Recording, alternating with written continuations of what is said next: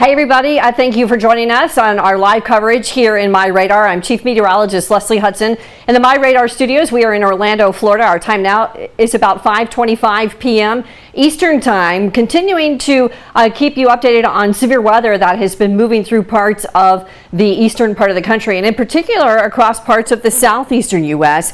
We continue to keep an eye to the sky. There has been multiple weather warnings today, and there is tornado watches up for several more hours, as well as severe thunderstorm warnings. So I believe we have Aaron Jajak's audio back, and he's nodding yes. So I'm going to toss it over to our good friend, storm chaser Aaron Jajak, who has had a banner season so far, making several of his close intercepts, viral with his tornado footage. But he's in a much prettier place right now. This is in Medicine, Oklahoma. Hey there, Aaron. It's a beautiful day here, very sunny. You can tell a front just came through yesterday. I was chasing those severe storms there on the Oklahoma-Texas border. Most of the storms were down in the Texas area, supercells firing off that dry line. And I was chasing just to the northeast of Dallas, up into Oklahoma. And there were tornadoes yesterday. I missed those tornadoes south of Dallas. But luckily today, it's a nice, beautiful day here. And I'm just kind of taking it easy. We got some more chasing coming up here in the next few days. Aaron, a couple of days ago, you had a great intercept I saw, but the one that's the most notable, I think, is the one that you got from last week, where you were literally inside that tornado. I'm sure you talked about it with meteorologist Mike Linden, but for folks that maybe didn't see that or maybe missed that live update, can you tell us a little bit about that event and what happened? Yeah, so there was a big supercell there near Benjamin, Texas, and we were on that supercell. My colleague and I, we were trying to deploy a sensor near the tornado. It measures subsonic sound. And so we were trying to get a probe as close to that tornado as possible. And then as part of that, we actually had to get the vehicle away from the probe, or it'll mess up the sound it'll mess up the data that we're capturing there. And so we decided to move a little bit closer to that tornado. And it was a smaller tornado at the time. It ended up being rated EF3 just to the west of where we intercepted it at. But at the time when we intercepted it, it was starting to weaken across Highway 6, south of Guthrie, Texas, just north of Benjamin. And as it came across the road, we were in that strong inflow jet. And you can track even if you couldn't see the tornado and all you can see were those inflow winds, you can tell where the tornado's at because they shift as the tornado moves by. And we were able to see the debris cloud across the road right in front of us. We were right in those intense inflow winds, just racing into the tornado, probably 125, 135 miles per hour. And then the tornado moved off the highway just to our east and dissipated shortly after that. We were able to see the big funnel cloud coming down across the highway, or just east of the highway. It was really, really intense intercept. One of the craziest intercepts I've had chasing storms out there.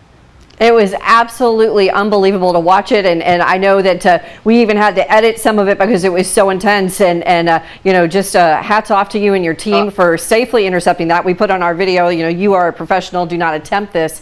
But it just was a phenomenal intercept. And as you mentioned, the inflow was very easily seen on that video. So it was really cool to see that up close. So Aaron, where are you going to be headed over the next week or so? I think I lost sound for you guys. Oh, okay. Okay, we can hear you, Aaron. I can't hear Leslie, I can't hear you right now, but I'll be chasing storms here coming up May 8th through 10th. Looks like the next severe outbreak, the next system coming through. And I'll be hanging out here in the southern plains for the next few days, kind of just resting, relaxing, waiting for the next system to come through. And then I'll be out there chasing those storms here coming up. You'll be keep an eye on the MyRadar weather app. You'll see my footage in there. And I'll be reporting out as I'm out in the field and trying to capture that video for you all.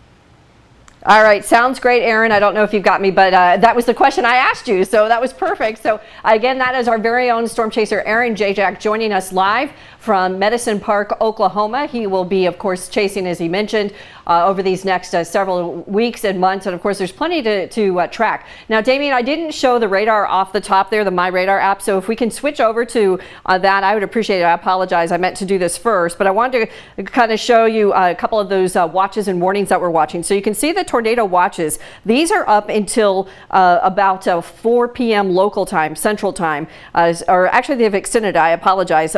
So they've got another couple of hours here that tornado watch is up for. And then look at this, all the way up up into the mid-Atlantic.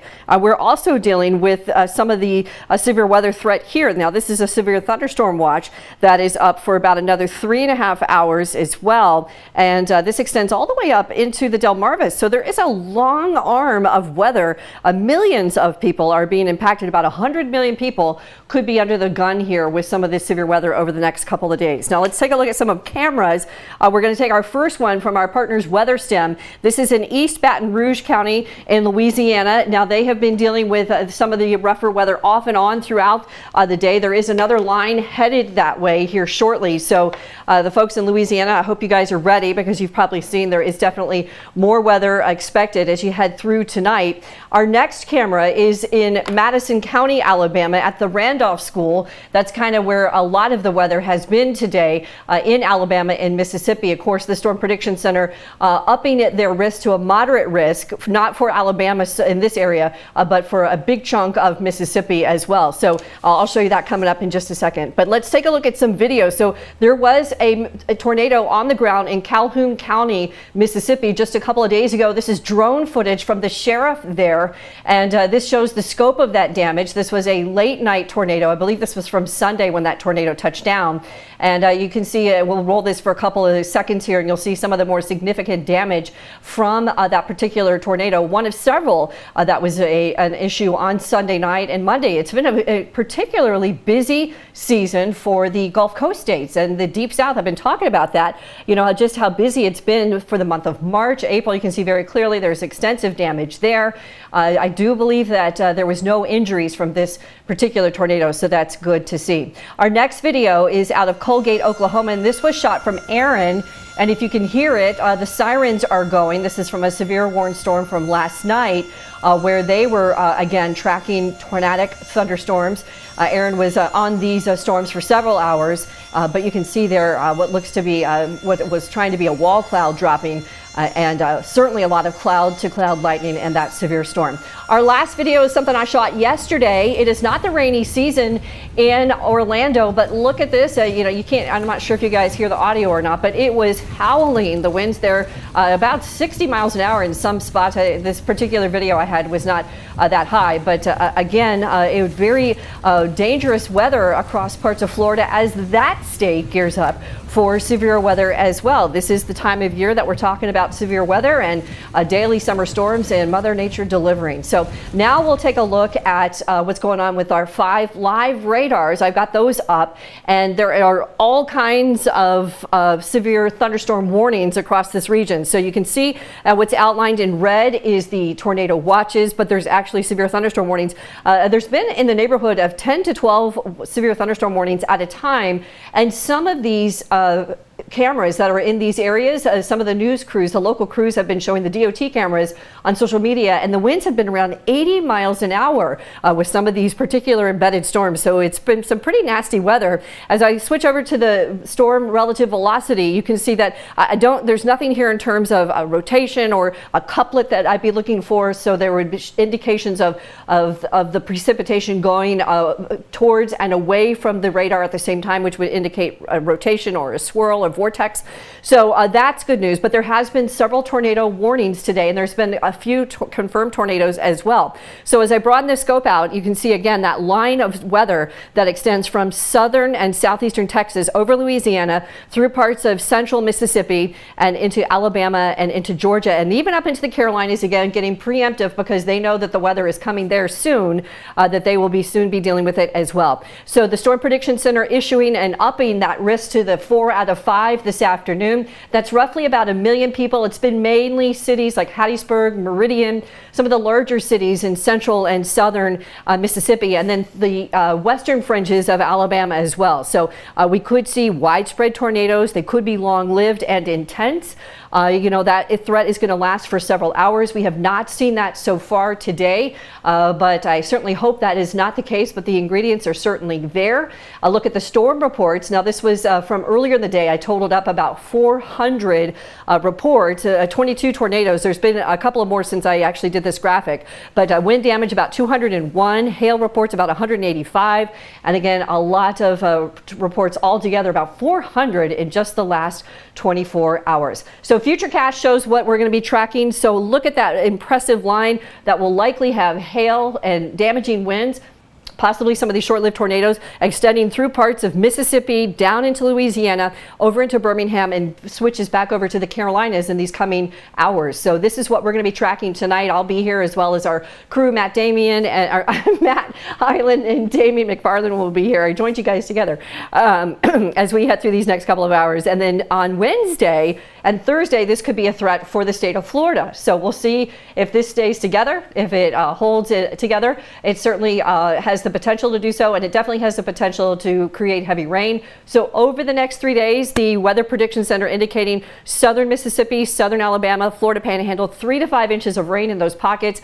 We've already seen on social media in Alabama widespread flooding. Now that this area has seen multiple days of rain, and so it's not going to take much for them to flood, and that has been the problem today, and that will become an ongoing risk as we head through the rest of tonight and tomorrow as well. Where do we look for severe storms this time of the year, tornadic storms? Well, climatologically, in the plains, you know, a lot of folks call this Tornado Alley, but there's been some thinking from researchers to get away from that moniker and not call this area Tornado Alley, because it seems to be that it's expanding to include the southeast. Nonetheless, this is an area where we look at for severe and tornadoes this time of the year through parts of northern Texas, a good chunk of Oklahoma, Kansas, and up into the Iowa, into the Central Plains, Nebraska. Even, you know, this is the focal area as we head through the month of May. So we'll keep you updated on that. But as we know, it has been exceptionally busy across the southeast over the last couple of weeks and months.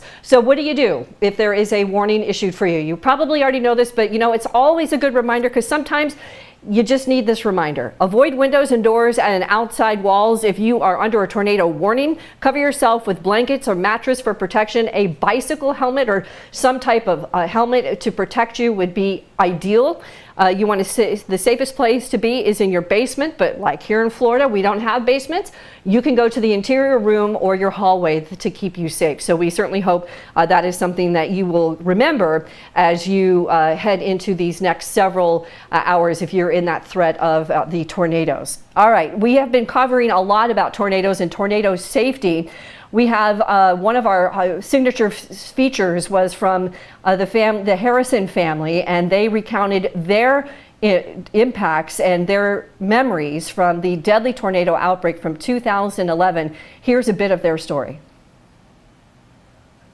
Yeah, it wasn't so much green, I had no screen, but that whole day there was almost kind of like a static in the air. It felt like, you know, the hour or two before that. But mainly when I went out and looked, it was just, you know, kind of cloudy, and I could actually see the actual funnel cloud itself, because it was actually hitting that radar tower at the time when I saw it, which it probably wasn't the best decision to be out there looking at that. But then that's when I came immediately and got back in. I told her, I was like, hey, it's coming right at us. It'll probably be here soon. And so it was about 30 seconds later when it actually hit. Like I said, I had an addition I built on the back of my house. My father and I built too. Most of that was still standing because we kind of overbuilt that. But I mean, it was pretty much gutted inside, and the whole original front of the house was completely destroyed, and our neighbors were completely destroyed. But you could see everything just pretty much leveled on the ground in those photos. And you can see the storm room sticking up. All right, you know, their story was so compelling. We hope you guys got a chance to listen to their story when we premiered that series on extreme storm shelters and how you can stay safe. Our partners with Flash, we did a multi-day series, so you can catch that on our YouTube channel to see the entire series. You can also catch the Harrison's full-length interview. We'll have that up for you shortly on YouTube as well. Speaking of YouTube, you guys, guess what? We're knocking on the door of 80,000. So are you ready to win a brand new phone? You can win an iPhone 12 or a Google Pixel 5. It does not matter. When we hit 80,000, we will pick a random winner. And a lot of folks have asked, hey, is it just new subscribers? No, it is any subscriber to our channel since the MyRadar YouTube channel launched. So make sure that you keep telling your friends to subscribe, because we are very close to giving away that brand new phone, and we will continue to do it target at 90,000, and our big milestone is 100,000. So good luck to you guys. Make sure that you keep telling your friends to subscribe, and if you haven't, please do so and click the like bell. All right, it is not Friday just yet, but we always like to show you something warm and fuzzy on a busy weather afternoon. So what better than little ducks? We have lots of them here. These are a flock of Muscovy ducks and the little ducklings. It is spring, of course, so the babies are running rampant, not just baby ducklings, but all kinds of baby birds, baby squirrels. This is the time of the year, kittens, you know, it's kitten season, that we see all kinds of wildlife and even domestic come out and mate and show their fruits of their labor, if you will. So these little guys and gals were so cute, and thanks to our own Matt Hyland for grabbing that video. Okay, you guys, I think that's going to wrap it up. Remember, we're going to continue to watch and monitor the severe weather for you throughout the afternoon. We will have another update for you on social media in a couple of hours, monitoring everything. And of course, we'll be watching things throughout the night tonight. Full wrap up with the fast forecast early tomorrow morning. Make sure that you find us on all of our social media channels. We're everywhere, you guys, on YouTube, on Instagram, Twitter, Facebook, Twitch, TikTok. You know, I don't even have, I can't even think of all the things that we're on. I think we're even on Clubhouse now, or I'm not sure about that, but we're everywhere. So make sure you find us and look for MyRadar. I want to thank you again for stopping in and taking some time to watch our update. You guys stay safe, and we'll see you here soon.